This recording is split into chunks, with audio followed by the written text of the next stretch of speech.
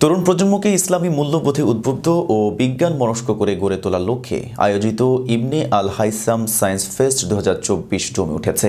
দেশের বিভিন্ন প্রান্তের স্কুলের শিক্ষার্থীরা এই আয়োজনে অংশগ্রহণ করে নিজেদের উদ্ভাবনী দক্ষতা প্রদর্শন করছেন। গত রোববার সকাল 9টায় সোহরাওয়ার্দী উদ্যানে দিনব্যাপী এই সায়েন্স ফেস্ট শুরু হয়। বাংলাদেশ ইসলামী ছাত্র শিবির এই আয়োজনের মূল আয়োজক।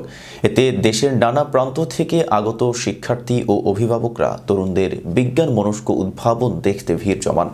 পাশাপাশি আয়োজনে বিভিন্ন প্রতিযোগিতারও ব্যবস্থা ছিল। ফেস্টের শিক্ষার্থীরা শতাধিক স্টল বসিয়ে নিজেদের বিজ্ঞান প্রকল্প প্রদর্শন করেন।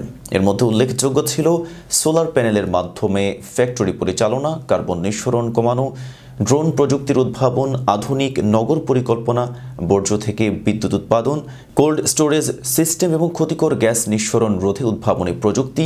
এছাড়াও urban resilience drainage system, gas পৃথককরণ প্রজেক্ট এবং পরিবেশ বান্ধব বিদ্যুৎ উৎপাদনের পদ্ধতিও প্রদর্শিত হয়। বাংলাদেশ ইসলামী ছাত্র শিবির আয়োজিত এই সায়েন্স ফেস্টের মূল উদ্দেশ্য শিক্ষার্থীদের মধ্যে বিজ্ঞান চর্চার প্রতি আগ্রহ সৃষ্টি করা। এটি পাঠ্যপুস্তকের বাইরে বাস্তব জীবনে বিজ্ঞানের ব্যবহার, গবেষণা এবং উদ্ভাবনী চিন্তাকে উৎসাহিত করে। প্রতিযোগিতামূলক এই আয়োজনে ছিল junior scientist hunt, project show, Rubik's cube প্রতিযোগিতা এবং বিভিন্ন বৈজ্ঞানিক বুথ।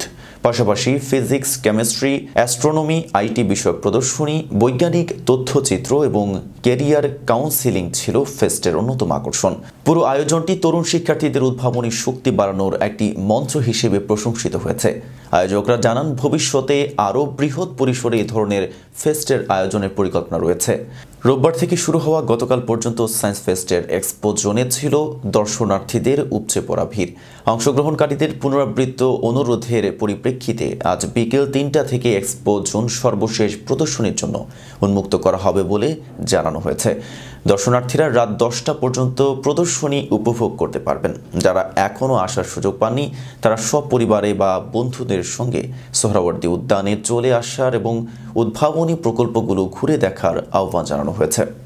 এতক্ষণ সাথে ছিলাম মেহেদি হাসান। ফেস দ্য পিপলের সাথে থাকার জন্য ধন্যবাদ।